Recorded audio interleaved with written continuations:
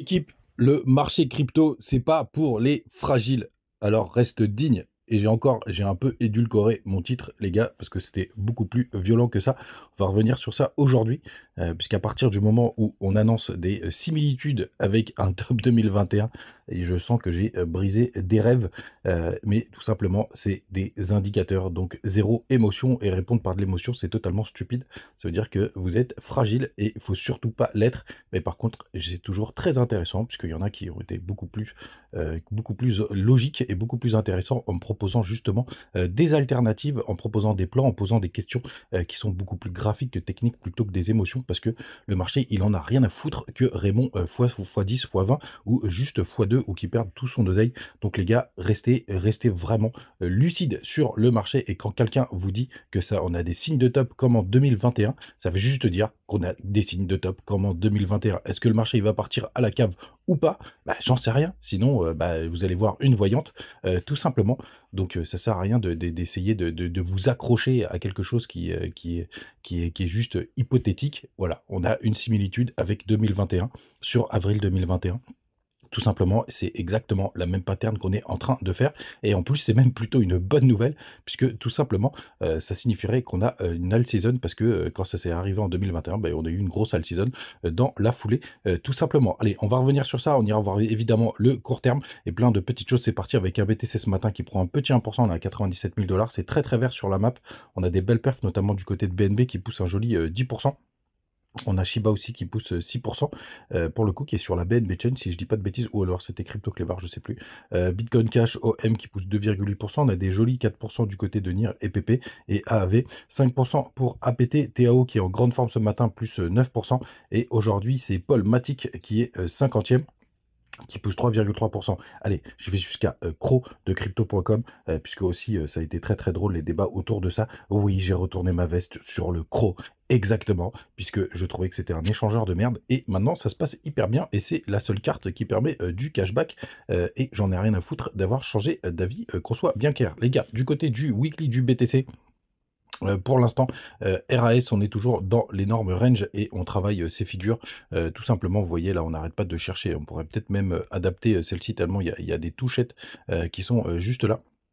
Pour le coup, c'est une zone de travail qui est tout à fait semblable à un Rising Rage, tout simplement, puisque on devrait casser ça à la hausse. Et ça, c'est à court terme, c'est exactement ce que je prévois. Il faudra refaire très attention sur cette zone de rechargement de chance qu'on a déjà atteint, tout simplement, et cette petite résistance sur le RSI.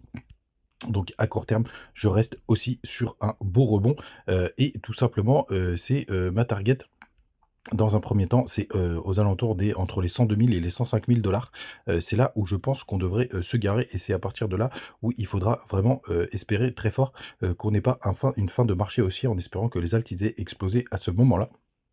Et dans tous les cas, j'espère, sincèrement que, ça refera pas comme en 2021, tout simplement, mais ça, c'est l'avenir qui nous le dira. Une belle bougie aujourd'hui, on est à 97 200. Du côté des contrats CME, de mémoire, il y avait on avait clôturé à 99 000. Non, 95 000, ouais, 96 000. Donc, bah, pour le coup, ça ferait un petit gap baissier. Donc, attention, les gars. Un dimanche qui pourrait être sous tension, puisqu'on est en train de créer un petit gap de 1000 $. Donc, je ne serais pas surpris que d'ici demain, on ait une petite correction, tout simplement. C'est ce que pourraient nous indiquer ces indicateurs du côté du court terme et c'est ça qui pour moi qui est le plus intéressant en ce moment. Vous voyez que en H4 là, on maintient mais alors parfaitement toute la zone toute la zone d'imbalance. Vous voyez à chaque fois qu'on remonte dedans, alors on fait des petites chasses au stop. Vous voyez à chaque fois, hop, ici on va chasser les stops, ici on va chasser les stops, ici on va chasser les stops et on arrive à faire des rebonds dessus. Donc ça c'est plutôt pas mal et vous voyez en plus on martèle certes mais c'est de moins en moins puissant, de moins en moins violent. On pourra avoir des dernières touchettes, tout simplement, avant de repartir puisque vous savez, vu qu'on a créé un petit gap, CME, ce serait pas mal, mais c'est plutôt propre ce qu'on est en train de faire et vous voyez les 96 000, ça referait un petit pullback très proche de la trendline. Là, en plus, on a une zone de confluence, sur cette zone ici. Alors je peux pas le tracer, du côté de Bitget. Mais c'est plutôt propre. Donc pour revenir sur le sujet, croisement MACD qui est potentiellement en train de se faire. Alors pour moi, la confirmation sera vraiment la semaine prochaine. Donc la semaine prochaine sera vraiment une semaine qui est archi décisive. Et souvenez-vous, c'est arrivé donc en 2021 et on avait, vous voyez ce petit rebond là qui est juste là. C'est celui-là dont je parle, c'est là où on avait eu l'alt saison. Alors, bon, pour tous ceux qui me reparlent, parce que ça fait longtemps que j'en ai pas parlé, du débat justement qu'on a fait un plus haut en novembre 2021. Donc pour moi, cette zone-là, ici, pour moi, c'est un énorme piège. Pour le coup, c'est une flat pour tous ceux qui font un peu d'héliotisme. Tout simplement, puisqu'on est venu chercher les stops et vous avez pas mal de sujets autour de FTX qui disaient qui manipulait pas mal le marché sur cette partie-là. Donc pour moi, le top, il est trouvé ici. Et d'ailleurs, si vous prenez le P-Cycle, du côté de cet indicateur, hop, on va aller le chercher. Je vais vous montrer, tac, le P-Cycle qui est un de mes indicateurs préférés. Hop, on va supprimer tout le reste. On va passer en weekly. Vous voyez, hop, il vous dit d'ailleurs que le top du BTC, vous voyez, il a été ici. Tout simplement, justement, sur cette bougie, et je suis en accord avec lui. Tout simplement, vous voyez, en 2018, il a topé parfaitement. Sur les précédents cycles, vous voyez, là, c'était un double top. Regardez comme il est parfait. Ce petit P-Cycle, il donne les tops vraiment à la perfection en weekly. Donc c'est plutôt propre, c'est soit la bougie d'avant, soit la bougie d'après. Tout simplement, c'est pour ça que j'ai plus confiance en cet indicateur et que bah, pour l'instant, par contre, il est vrai. Et bien entendu, ça c'est plutôt une bonne nouvelle qu'il n'a pas topé ici. Et ça c'est plutôt chouette, tout simplement. Donc est-ce que le top du cycle est là? Et l'avenir nous le dira. Est-ce qu'on va aller rechercher un nouveau plus haut, etc. Ben, je l'espère fortement, les gars. Je préfère vraiment que le cycle ne se soit pas terminé, tout simplement. Et ça c'est plutôt une bonne nouvelle. Mais quand vous avez des indicateurs qui commencent à pop-up, c'est juste des indicateurs qui pop-up et je vous tiens informé tout simplement. Je me souviens, il y avait un YouTuber que j'aime beaucoup, tout simplement, qui avait dit attention là, au top, juste là, justement, il avait dit attention, il y a plein de croisements, etc. Oh putain, il s'était fait incendier et j'ai l'impression de revivre la même chose, sauf qu'à l'époque, il y avait de l'euphorie, puisque ça pumpait dans tous les sens, et là, c'est de l'hystérie, puisque tout simplement, eh ben, nos alts ne font pas de très très belles performances. Donc par contre, ce qui est plutôt pas mal, c'est qu'effectivement, si on a un cycle à la 2013, comme je vous disais, l'évoquer hier, bah, tout simplement, on avait topé en avril et on avait refait un top en décembre, à peu près. Ouais, novembre-décembre, donc ce serait pas mal si on arrive à faire la même chose sur ce cycle, avec grand plaisir, mais ça veut dire que là, bah, du coup, on serait dans le noir jusqu'en octobre, jusqu'en octobre, tout simplement. Et là, ici, on avait été dans le noir jusque à peu près, hop, là, c'était jusqu'au mois de juillet. On a vu un joli rebond, donc c'était presque un peu plus agréable. Donc ça pourrait être une possibilité sur ce cycle. Et moi, j'avais même une possibilité de triple top sur ce cycle. Ce serait même assez intéressant avec des grosses corrections. Mais en tout cas, pour l'instant, ça tient. C'est plutôt une bonne nouvelle. Du côté, c'est ça que je voulais vous montrer, de la Bitcoin dominance. On va essayer de passer en weekly. On va tout virer, hop. Et c'est ça que je voulais vous montrer. Vous voyez, quand on a le décrochage, c'est quand même assez rapide, hein. Là, enfin, ça va être un peu différent de toute façon sur ce cycle. Enfin, vous voyez qu'il est complètement différent. Mais je ne serais pas surpris qu'on ait quelques bougies là pendant un mois, tout simplement de dévissage. Si jamais c'est ce scénario à la 2021, à la 2021 qui arrive, donc un peu plus flash crash. Et pour rappel, d'ailleurs, ça c'est important de vous le dire, quand on a été chercher le top de novembre 2021, ici là, tous les alts ont topé le même jour, le 8 novembre. Et d'ailleurs, pour ceux qui s'en souviennent, je vous avais dit, j'avais dit cette date, elle sent le top. Mais ça, c'est pour les plus anciens qui me suivent depuis 2021. Tout simplement, et franchement, j'avais topé la date. J'y croyais pas moi-même, pour le coup, mais malheureusement, on avait été la chercher, tout simplement. Allez, on continue avec d'autres indicateurs, mais n'oubliez pas, vous avez le Twitter pour toutes les infos en direct live. Et d'ailleurs, il y a quelques indicateurs qui étaient intéressants, là, notamment par rapport à ce qui se passait sur février. En 2017, en 2021 et bah, pourquoi pas en 2025, hein. On espère que ce sera la bonne période. C'est pour ça que je vous dis d'avoir trouvé le top sur BTC. Bah, c'est pas forcément une mauvaise nouvelle, puisque c'est à peu près là, tout simplement, qu'on peut avoir des jolis alt season.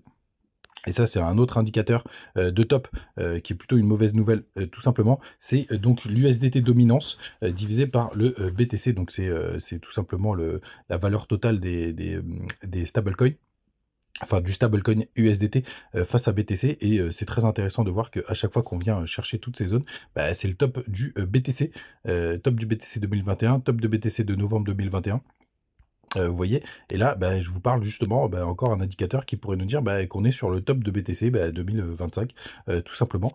Encore une fois, c'est juste graphique, c'est pas un appel à je sais pas quoi là, avec toutes ces personnes qui ne tiennent pas leur sang-froid.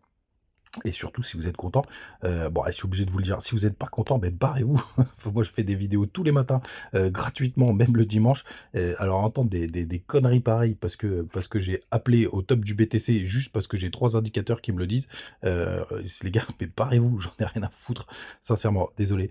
Pour, tous ceux, qui sont juste lucides. Donc vous avez toujours le petit télégramme et il y a quelque chose que je vais vous montrer, notamment du côté des ETF, Ethereum, parce que c'est plutôt intéressant. On n'a pas eu de sortie depuis le 21 janvier, donc ça, c'est plutôt pas mal. Il y a même des très, très gros inflows là, récemment.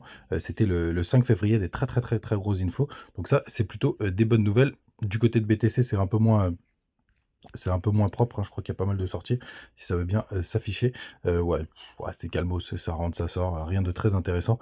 Donc encore quelques indicateurs qui pourraient nous dire que, bah, l'alt season, elle pourrait avoir lieu même si plus personne, n'y croit et ça se comprend. Du côté des autres indicateurs, 120 millions de liquidations sur les dernières 24 heures, rien de très intéressant. 46 le crypto Fear and Greed et les Funding Grant qui sont assez bas et beaucoup de négatifs d'ailleurs, donc ça, c'est plutôt pas mal. Bon, pour résumer, pour moi, on est, sur une zone très intéressante à court terme, quoi qu'il arrive, puisque pour l'instant, on voit qu'il y a des très, très belles réactions. C'est pas pour autant, à mon avis, qu'il faut crier victoire.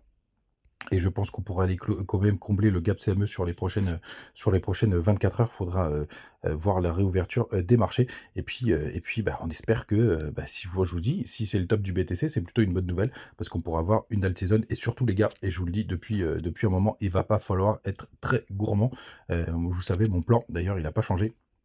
Vous pouvez prendre toutes les vidéos par le passé. Je vous disais que moi, personnellement, je serais intéressé par vendre sur, vous voyez, toutes ces bandes jaunes là.